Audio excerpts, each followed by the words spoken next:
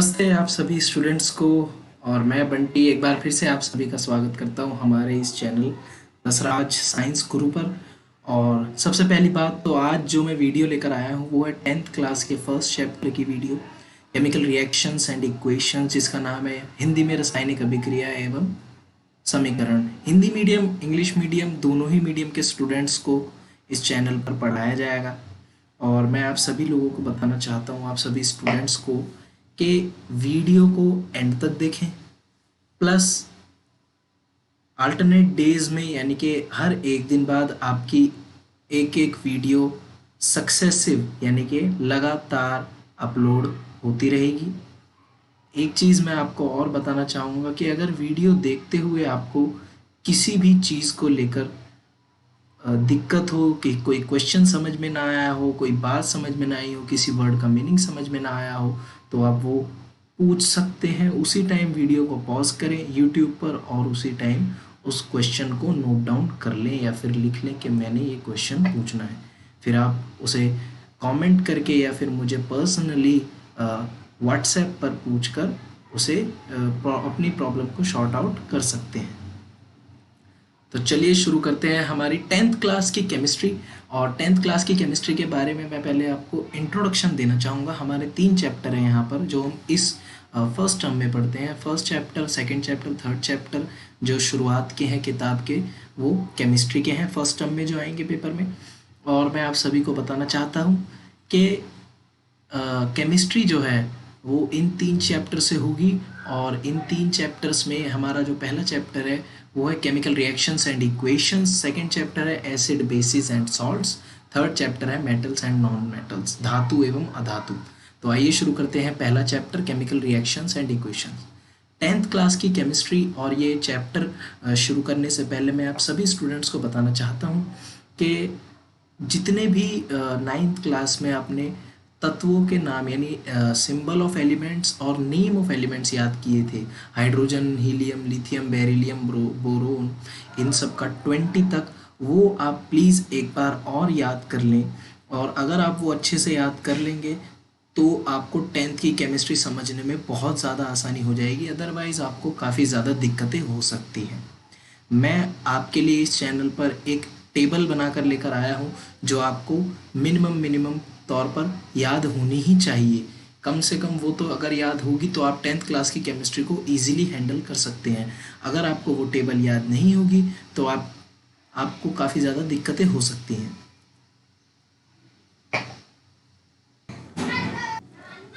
और आप सभी को बताने के लिए, समझाने के लिए मैंने जो इमेज या फिर मैं कहूँ जो टेबल जो बनाई है वो मैं आपको इस चैनल पर दिखाना चाहता हूँ कौन कौन सी चीज़ें आपको याद होनी चाहिए। पहली तो ये जो बेसिक टेबल है वो आपको याद होनी चाहिए बहुत ही अच्छे से।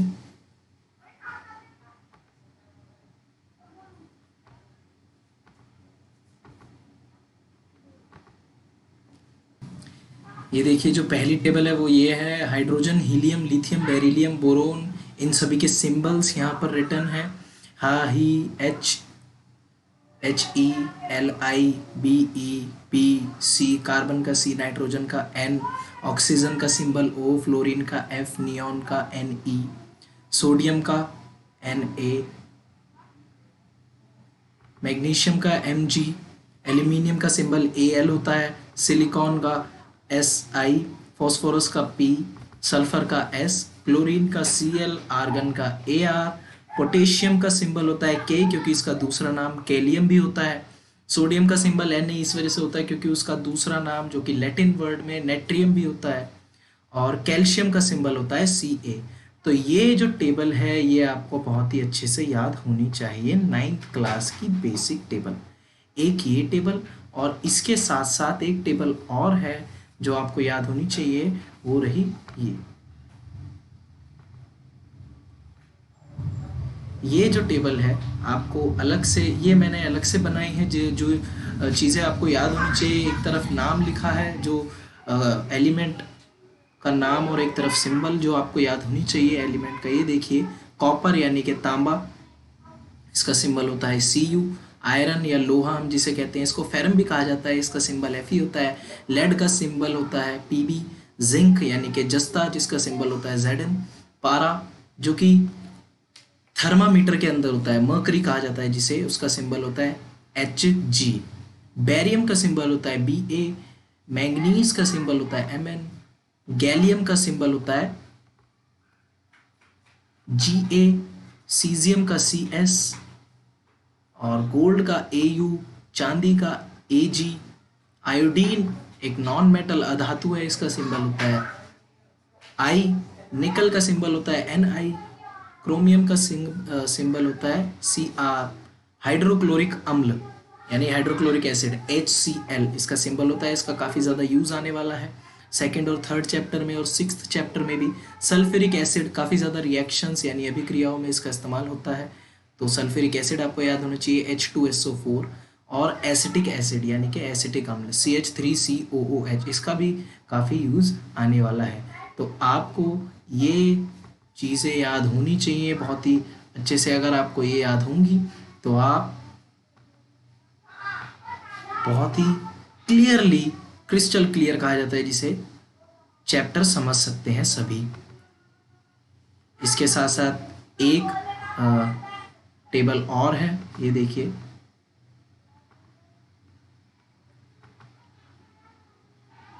नाइट्रेट NO3 जैसे कि सोडियम नाइट्रेट या फिर sodium sulphate SO4, carbon dioxide का फॉर्मूला CO2 होता है। कार्बन डाइऑक्साइड एक गैस होती है, ग्रीन हाउस गैसेज में कहा जाता है जिसे। Hydrogen gas H2, sodium chloride नमक का फॉर्मूला होता है। कार्बोनेट होता है CO3, टिन एक तत्व है जिसका सिंबल होता है SN, और पानी यानी कि वाटर जल, और इसका सिंबल होता है H2O। तो इनका काफ़ी ज़्यादा यूज़ यहाँ पर आने वाला है, तो मैं चाहूँगा कि आप इनको बहुत ही अच्छे से पढ़ें। और एक बात मैं आपको बता दूँ, इनको याद करने का तरीका ये नहीं है कि इनको लेकर बैठ जाओ और फिर इन्हें ऊपर से लेकर नीचे तक रटो, जी नहीं। इनको चैप्टर के साथ साथ पढ़ते रहो, जैसे जैसे चैप्टर के साथ साथ पढ़ते रहोगे, चीज़ें समझते रहोगे, वैसे वैसे ये चीज़ें भी आपको समझ में आती रहेंगी, तभी आपको ये याद हो पाएगा। अदरवाइज आप रटने के लिए अगर जाओगे तो काफ़ी टाइम आपको लगेगा याद करने में, प्लस आप भूलने की ज़्यादा यहाँ पर प्रोबेबिलिटी होगी, ज़्यादा आप भूलने की संभावना यहाँ पर अपने आप के लिए बना लोगे। तो ये 3 टेबल प्लीज़ आप अपने मोबाइल में या तो इनका स्क्रीनशॉट ले लें या फिर मुझसे मांग ले। मैंने डिस्क्रिप्शन में अपना नंबर दिया हुआ है, फ़ोन नंबर, और इस फ़ोन नंबर पर आप मुझे किसी भी क्वेरी के लिए क्वेश्चन कर सकते हैं व्हाट्सएप पर, या फिर अगर आपको नोट्स चाहिए हो या फिर टेबल्स चाहिए हो अच्छी खासी बनी हुई, तो आप वहाँ से ले सकते हैं मुझसे व्हाट्सएप से। लीजिए अब शुरुआत करते हैं अपने चैप्टर की।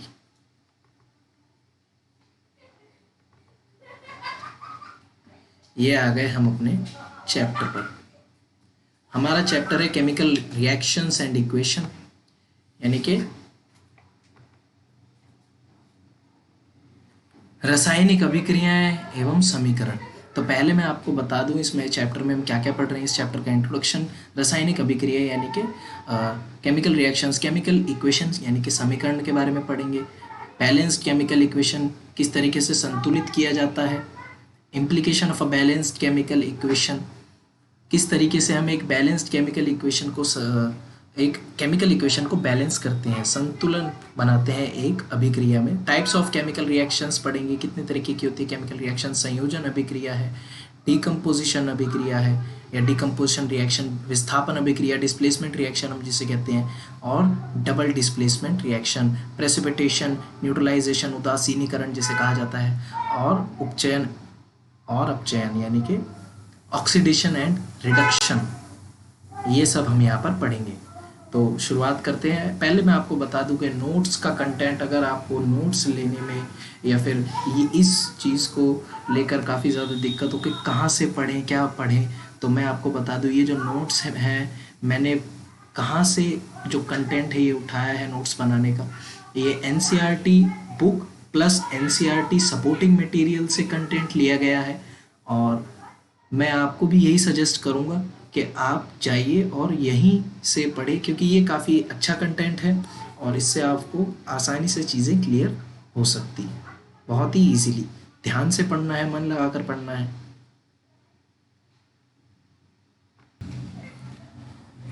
तो सबसे पहले पढ़ते हैं केमिकल रिएक्शन, यानी कि एक रासायनिक अभिक्रिया होती क्या है। The process in which new substances with new properties are formed from one or more substances is called chemical reaction।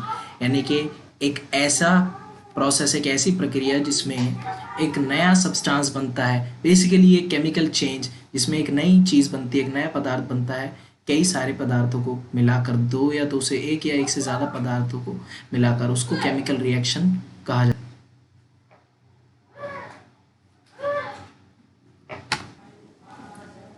Changes हमने पढ़े हैं, दो तरीके के होते हैं। तो केमिकल रिएक्शन यानी कि रासायनिक अभिक्रिया एक रासायनिक चेंज है जिसको ये चेंजेस होते हैं किसकी वजह से, रिएक्टेंट्स और प्रोडक्ट्स की वजह से। अब बात करते हैं रिएक्टेंट्स और प्रोडक्ट क्या चीज़ होती है, यानी कि अभिकारक एवं उत्पाद, ऐसे पदार्थ जो किसी रासायनिक अभिक्रिया में हिस्सा लेते हैं, यानी रिएक्शन करने वाले जो सब्सटेंसेस होते हैं। The substances which take part in chemical reaction are called reactants.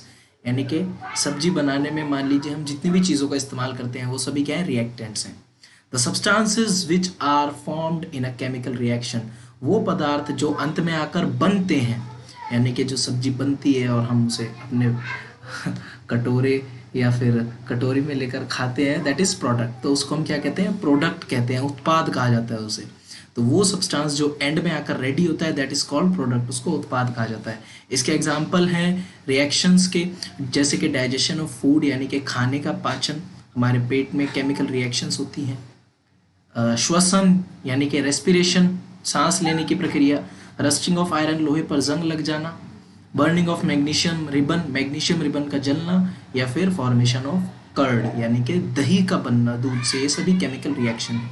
अब केमिकल रिएक्शन इन्वॉल्व्स, यानी कि एक केमिकल रिएक्शन में कौन कौन सी ऐसी चीज़ें हैं जो भाग लेती हैं, या फिर केमिकल रिएक्शन में क्या क्या होता है। सबसे पहले तो मैं इसका जो पॉइंट है वो बताऊंगा आपको, change in state. Change in state यानी कि स्टेट के अंदर बदलाव आ सकता है। स्टेट, तीन स्टेट होती है किसी भी एक सब्सटेंस की, हमने पढ़ी है 9th क्लास में। सॉलिड, लिक्विड एंड गैसेस, एक सब्सटेंस की इन तीनों में से कोई एक स्टेट हो सकती है। और जब भी कोई केमिकल रिएक्शन होती है तो स्टेट में चेंज आ सकता है, जैसे कि बर्फ़ पानी बन सकता है और पानी गैस बन सकता है। अगर हम उसे और ज़्यादा हीट करें तो वो भाप बनकर उड़ जाएगा। Change in colour, second point, colour यानी कि रंग में बदलाव आ सकता है, रंग में परिवर्तन। जी हाँ, बिल्कुल रंग बदल सकता है किसी भी केमिकल रिएक्शन में। और इसके कई सारे एग्जाम्पल हैं। जब हम एसिड और बेस एंड सॉल्ट चैप्टर के बारे में पढ़ेंगे तब हम ये पढ़ेंगे कि जब भी हम एसिड या बेस को चेक करने के लिए काफ़ी ज़्यादा इंडिकेटर्स का इस्तेमाल करते हैं तो वहाँ पर जो कलर है कंपाउंड्स के वो चेंज हो जाते हैं। ठीक है। और 9th क्लास में भी हमने एक ऐसी रिएक्शन के बारे में पढ़ा था, पोटेशियम परमैंगनेट के बारे में, जहाँ पर उसका कलर बार बार चेंज होता रहता है। तो ये एग्जाम्पल हैं चेंज इन कलर के। अब चेंज इन टेम्परेचर की बात करते हैं। ऑब्वियसली तापमान में बदलाव, परिवर्तन आ सकता है। तापमान में जैसे जैसे प्रक्रिया होगी वैसे वैसे तापमान में भी बदलाव आ सकता है। वो निर्भर करता है कि प्रक्रिया कौन सी है, और प्रक्रिया कौन सी है इसी चीज़ पर चौथा पॉइंट भी निर्भर करता है, एवोल्यूशन ऑफ गैस, कौन सी गैस निकल रही है। यहाँ पर हम हाइड्रोजन गैस के बारे में ज़रूर पढ़ेंगे, जो कि कौन सी गैस स्रावित होती है, कई सारी गैस जो है वो निकलती हैं। और यहाँ पर एवोल्यूशन ऑफ गैस जो है 4th पॉइंट। तो ये 4 चीज़ें हैं जो एक केमिकल रिएक्शन के अंदर होती है। अब केमिकल रिएक्शन को लिखने का या फिर मैं कहूँ प्रदर्शित करने का क्या क्या तरीका होता है।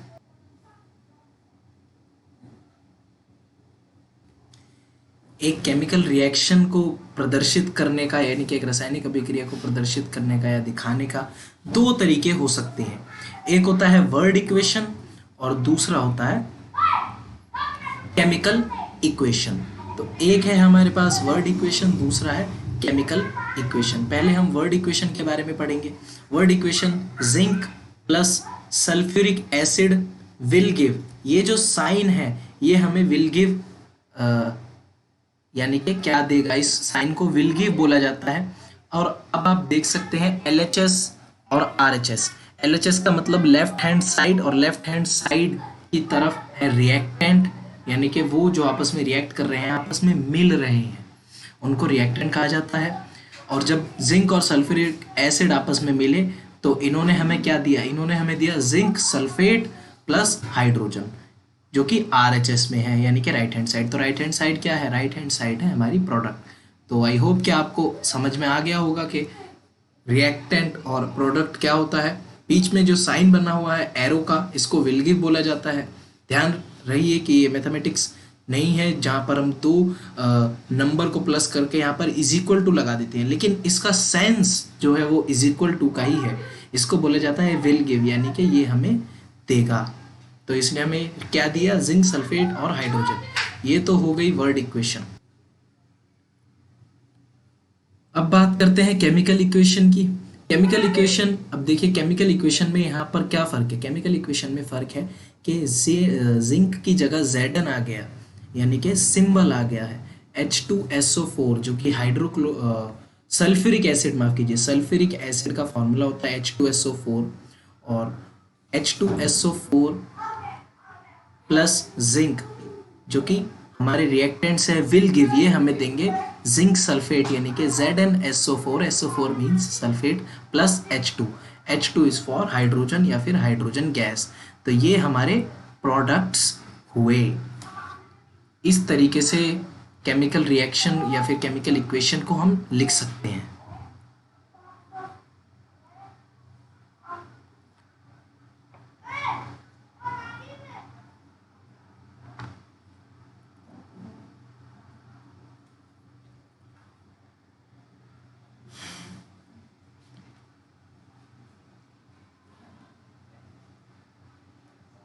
तो आइए बात करते हैं केमिकल इक्वेशन की कि केमिकल इक्वेशन क्या होता है। Chemical reaction can be represented by chemical equation.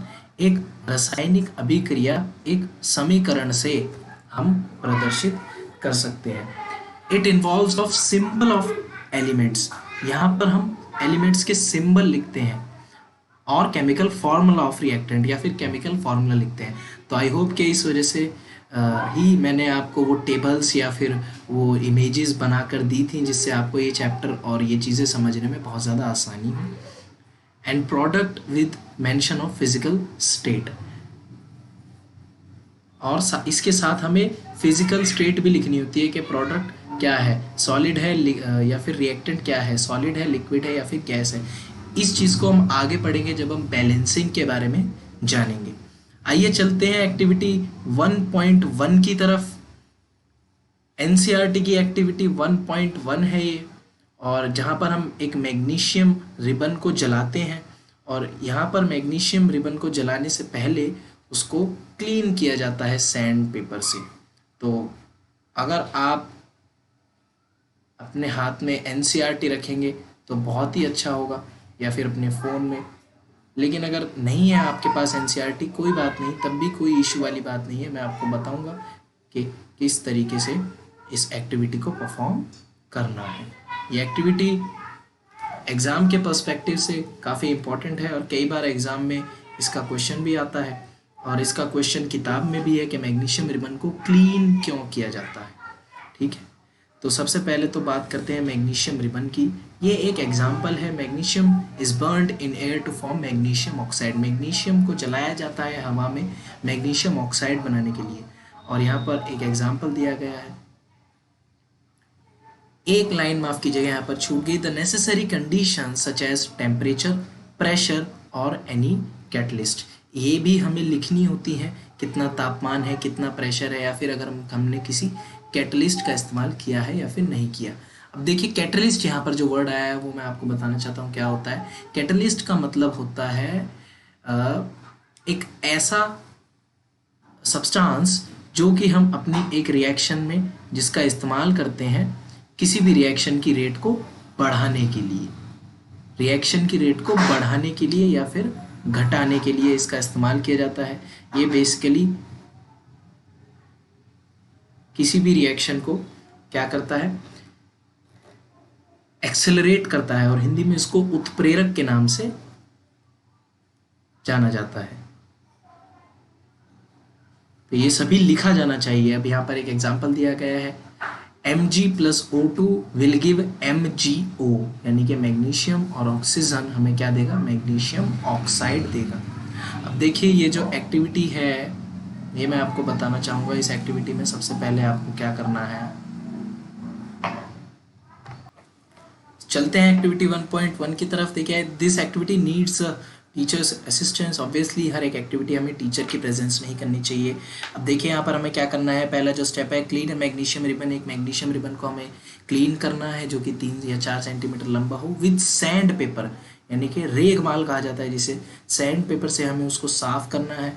और पेयर ऑफ टोंग सब्सटेंस आप देख रहे होंगे जो हाथों से पकड़ रखा है, उसके साथ उसको पकड़कर और एक स्पिरिट लैम्प या फिर एक बर्नर की मदद से उसको जलाना है। और उसकी जो ऐश है यानी उसकी जो राख है, हमें उसको एक वॉच ग्लास, एक प्लेट में या फिर ग्लास की प्लेट में जो कि साइंस लैब में अवेलेबल होती है उसमें रख लेना है, जिसको वॉच ग्लास कहा जाता है। अब इसने हमें पूछा है कि व्हाट डू यू ऑब्जर्व, हमने क्या ऑब्जर्व किया। तो you must have observe that magnesium ribbon Burns with a dazzling white flame and changes into a white powder.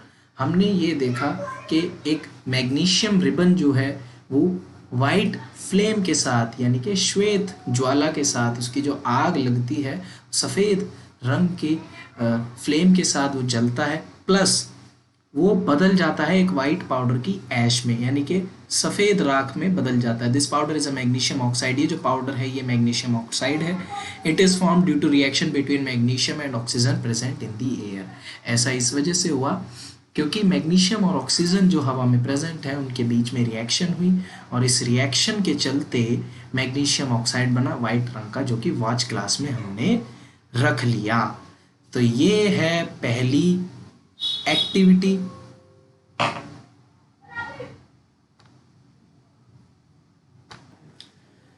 तो एक बार फिर से मैं आपको समझाता हूं। देखिए हमने क्या किया, मैग्नीशियम रिबन लिया। मैग्नीशियम एक मेटल है, उसका रिबन लिया लगभग 3-4 सेंटीमीटर लंबा, और हमने उसको जला दिया।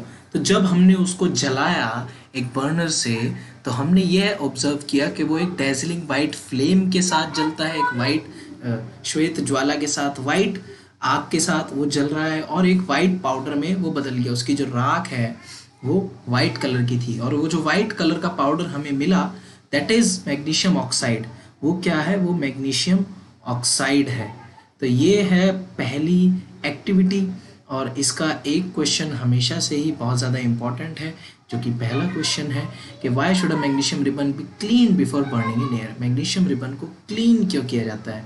मैग्नीशियम रिबन को इस वजह से क्लीन किया जाता है कि उसके ऊपर कोई ऐसा सब्सटेंस न लगा हो जो हवा के साथ रिएक्ट कर जाए, या फिर उसको साफ़ किया जाता है जिससे उसके ऊपर कोई इम्प्योरिटी या फिर कोई गंदगी ना हो, या फिर उसके ऊपर मैग्नीशियम ऑक्साइड की लेयर ना चढ़ी हुई हो। तो ये रीजंस है जिसकी वजह से मैग्नीशियम ऑक्साइड को क्लीन किया जाता है।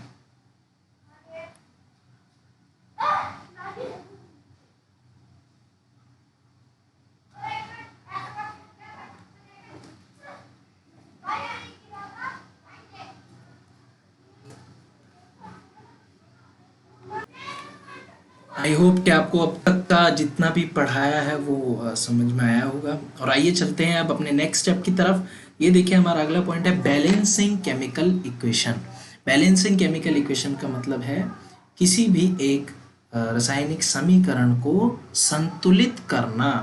तो यहाँ पर मैंने कहीं और से एग्जाम्पल नहीं उठाया है, आपका एनसीईआरटी का ही एग्जाम्पल है जो मैं आपको समझाने वाला हूँ कि किस तरीके से हम किसी भी इक्वेशन को, किसी भी केमिकल इक्वेशन को बैलेंस कर सकते हैं, और इसके कितने स्टेप्स होते हैं, प्लस कितने तरीके होते हैं, प्लस कितने लॉज होते हैं करने के, क्या क्या रूल्स होते हैं जिनका हमें इस्तेमाल करना होता है इसमें। तो वो उसके बारे में हम पढ़ेंगे। ये देखिए law of conservation of mass, यानी कि द्रव्यमान संरक्षण का नियम यहाँ पर लगाया जाता है। मास can neither be created not destroyed in a chemical reaction. एक केमिकल रिएक्शन में ना तो मास बनाया जा सकता है और ना ही बिगाड़ा जा सकता है, या फिर हम कहें घटाया या बढ़ाया जा सकता है। तो मास जो है वो matter can neither be created not destroyed in a chemical reaction, या फिर हम यहाँ मास भी कह सकते हैं, इसमें कोई भी गलत बात नहीं है। ठीक है, तो हम द्रव्यमान ना ही बना सकते हैं ना ही बिगाड़ सकते हैं एक केमिकल रिएक्शन या फिर एक केमिकल इक्वेशन। ठीक है, तो इसका सिंपली बेसिकली एक ही मतलब है कि एक रिएक्शन में रिएक्टेंट्स और प्रोडक्ट्स यानी कि अभिकारक और उत्पाद में जितने भी एलिमेंट्स हैं उनके नंबर्स सेम होने चाहिए। नंबर सेम होने का मतलब है, जैसे देखिए ये एग्जांपल है, Zn plus H2SO4 will give ZnSO4 plus H2। यहाँ Zn यानी कितने जिंक हैं, एक जिंक है। H2 यानी कि हाइड्रोजन कितने हैं, दो, तो प्रोडक्ट में भी दो हैं, जिंक प्रोडक्ट में भी एक है। SO4 सल्फेट का एक मॉलिक्यूल है और यहाँ भी सल्फेट का एक मॉलिक्यूल है दोनों तरफ। तो ये इक्वेशन पूरी तरह से बैलेंस्ड है।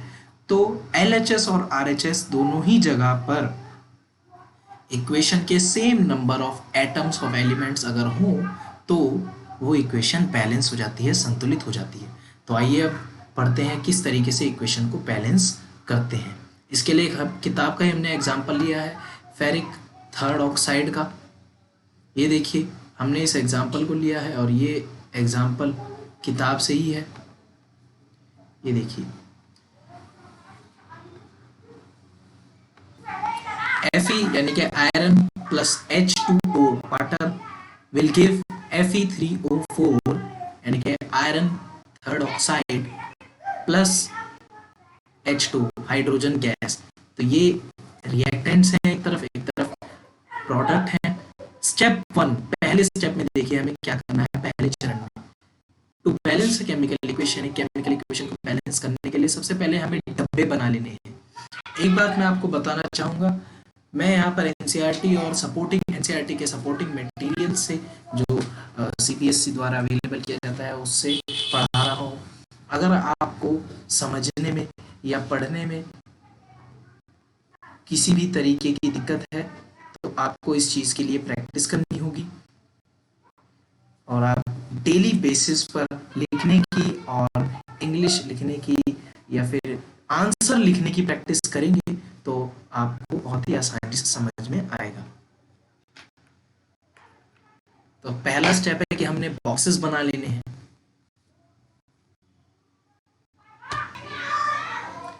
पहला स्टेप है कि हमने बॉक्सेस बना लेने हैं हमारे सारे रिएक्टेंट्स और प्रोडक्ट्स यानी जितने भी हमारे पास मॉलिक्यूल्स हैं उन सब के ऊपर हमने बॉक्सेस बना लेने हैं।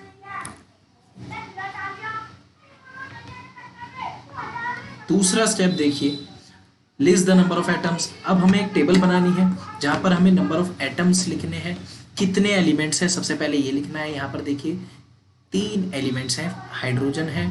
सबसे पहले हमने यहाँ पर Fe यानी कि आयरन लिखा है, फिर हाइड्रोजन, फिर ऑक्सीजन। LHS में कितने Fe, यदि देखिए एक ही Fe यानी कि एक ही आयरन है यहाँ पर। हाइड्रोजन कितने हैं LHS में, H2O, तो यहाँ पर 2 हाइड्रोजन मौजूद है। ऑक्सीजन कितना है, एक ही ऑक्सीजन है H2 के साथ। RHS यानी कि प्रोडक्ट है, जिस तरफ उत्पाद है राइट हैंड साइड वहां देखिए Fe कितने हैं, 3 आयरन है। और ऑक्सीजन कितने हैं, ऑक्सीजन यहाँ पर 4 मौजूद हैं। हाइड्रोजन कितने हैं, हाइड्रोजन यहाँ पर 2 है। तो आप क्लियरली देख सकते हैं कि हाइड्रोजन दोनों तरफ से बैलेंस्ड है। हमें बैलेंस करना है ऑक्सीजन को और आयरन को।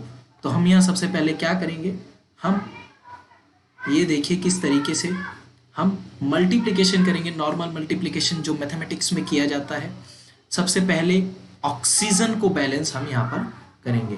तो ऑक्सीजन को बैलेंस करने के लिए हमने क्या किया, रिएक्टेंट में ऑक्सीजन की मल्टीप्लाई कर दी 4 से और प्रोडक्ट में हमने Fe3O4 ही रहने दिया क्योंकि प्रोडक्ट में ऑक्सीजन पहले से ही 4 मौजूद है। तो यहाँ पर हमने रिएक्टेंट्स में 1 की मल्टीप्लाई की है, किस में, H2O में। अच्छा, यहाँ पर मल्टीप्लाई केवल ऑक्सीजन में नहीं होगी बल्कि जो पूरा डब्बा है डब्बे के पूरे बाहर यानी कि H2O में मल्टीप्लाई होगी, अलग से ऑक्सीजन में मल्टीप्लाई नहीं होगी। लेकिन बैलेंस हम ऑक्सीजन को ही करेंगे।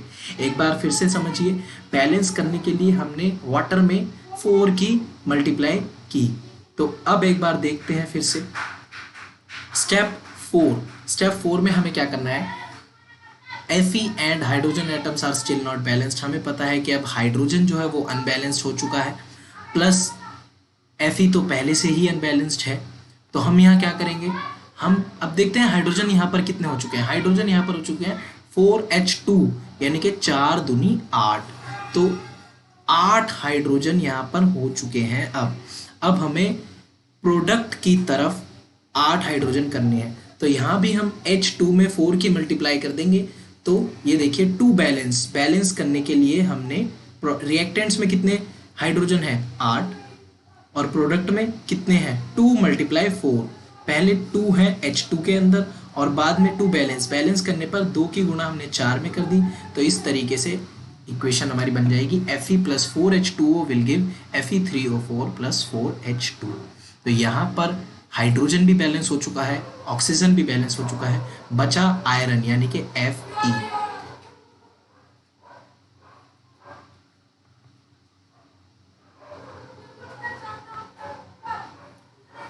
अब देखिए हम आयरन को किस तरीके से बैलेंस करेंगे।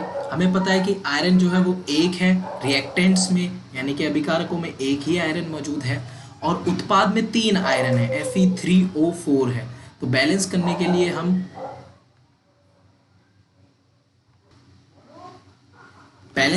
लिए हमें 3 Fe की ज़रूरत है रिएक्टेंट्स में। तो हम यहाँ Fe यानी कि आयरन में 3 की मल्टीप्लाई कर देंगे रिएक्टेंट्स की तरफ।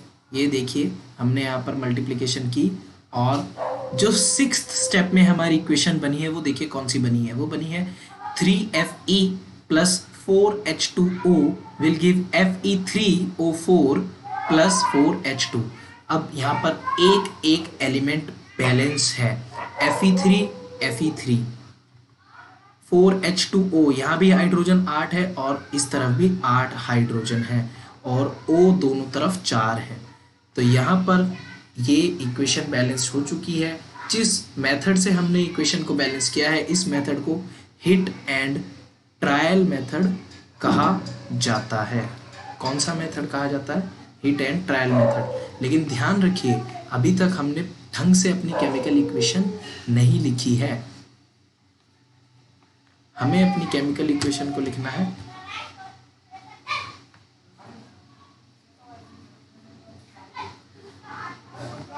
इसके फिजिकल स्टेट्स के सिंबल भी हमें देने हैं, तो यहाँ पर हम सिंबल देंगे। ये देखिए 3FeS, S यानी कि सॉलिड, हमें पता है लोहा जो होता है सॉलिड होता है, आयरन। 4H2O, H2O यानी कि वाटर का फॉर्मूला है, जो अब यहाँ पर 4 मॉलिक्यूल्स है, तो ये एक गैस है यानी कि स्टीम, भाप के साथ रिएक्शन हो रही है। Fe3O4 फेरिक ऑक्साइड या फेरस ऑक्साइड हम इसे कह सकते हैं, आयरन ऑक्साइड भी कहा जा सकता है। ये ऑक्साइड है लोहे का, ये भी सॉलिड होता है, + 4H2, H2 एक गैस होती है। और यहाँ पर हम एक सिंबल का और इस्तेमाल करते हैं, नोटेशंस देखिए Gl, AQ और S। ये एक्वस जो एक नोटेशन है, इसका इस्तेमाल किया जाता है किसी भी सब्सटेंस के लिए अगर वो सब्सटेंस वाटर में मौजूद है तो, या फिर सॉल्यूशन है, एक विलियन है, तो इस्तेमाल किया जाता है AQ का। तो यहाँ पर ये रिएक्शन पूरी तरीके से बैलेंस्ड हो चुकी है। आई होप कि आपको समझ में आया होगा किस तरीके से हमने रिएक्शन को बैलेंस किया है। इसको चरणबद्ध संतुलित करना भी कहा जाता है हिंदी में अगर बात की जाए तो। और इसी तरीके से आपको हर एक रिएक्शन को संतुलित करना है। अब देखिए कुछ और रिएक्शंस की अगर बात की जाए जहाँ पर टेम्परेचर या फिर प्रेशर लिखना होता है। ये देखिए एग्जाम्पल या फिर मैं कहूँ इक्वेशन 1.11 की तरफ देखिए। CO कार्बन मोनोऑक्साइड एक गैस होती है, + 2H2 हाइड्रोजन गैस के साथ हमने इसकी रिएक्शन कराई, तो इसने हमें दिया CH3OH। CH3OH एक लिक्विड सब्सटेंस है। ये आप आने वाले चैप्टर्स में 4 चैप्टर में आप इसके बारे में अच्छे से पढ़ लेंगे। मीथेनॉल कहा जाता है इसे। 340 ATM, ये देखिए 340 ATM जो लिखा है ये प्रेशर है, प्रेशर की यूनिट होती है ATM। जो हम रिएक्शंस में इस्तेमाल करते हैं। आपने फिजिक्स में पढ़ा होगा प्रेशर की यूनिट पास्कल होती है, वो यूनिट भी होती है, ये यूनिट भी होती है प्रेशर की, जब हम केमिकल रिएक्शंस या केमिस्ट्री में बात करते हैं तो। और एक इक्वेशन यहाँ पर और है जो कि फोटोसिंथेसिस की इक्वेशन है। 6CO2 प्लांट्स इस्तेमाल करते हैं इसका अपना खाना बनाने के लिए। 6CO2 carbon dioxide plus 12H2O water लेते हैं। कार्बन डाइऑक्साइड एक्वस है, प्लस वाटर यानी कि लिक्विड, सनलाइट और क्लोरोफिल यानी कि सूर्य के प्रकाश और क्लोरोफिल के प्रेजेंस में ये रिएक्शन होती है। और इस रिएक्शन के चलते क्या बनता है, ग्लूकोज बनता है। C6H12O6 फॉर्मूला ध्यान रहे, C6H12O6 ग्लूकोज का फॉर्मूला है, प्लस 6O2 ऑक्सीजन यहाँ पर बनती है। हमें सभी को पता है कि प्लांट जब भी खाना बनाते हैं, फोटोसिंथेसिस यानी प्रकाश संश्लेषण प्रक्रिया करते हैं, तो उससे हमें ऑक्सीजन मिलती है, प्लस वाटर यहाँ पर निकलता है। तो ये स्टेप्स हैं और ये सारी चीज़ें हैं जिनसे आप एक केमिकल इक्वेशन को बैलेंस कर सकते हैं। आई होप कि आपको बैलेंसिंग समझ में आई होगी और किस तरीके से अब तक की ये वीडियो चली है वो भी आपको क्लियर हुई होगी।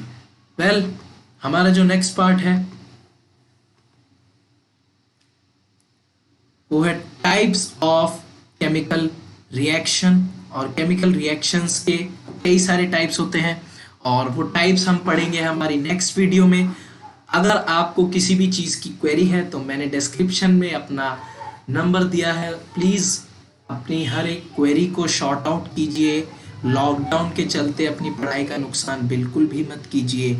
मैं आपको हर एक दिन छोड़ के एक दिन पढ़ाता ही रहूँगा और वीडियोस चैनल पर अपलोड होती रहेंगी। So thank you guys, please enjoy the video, subscribe the channel, like the video, share the channel, and please comment your queries. Thank you.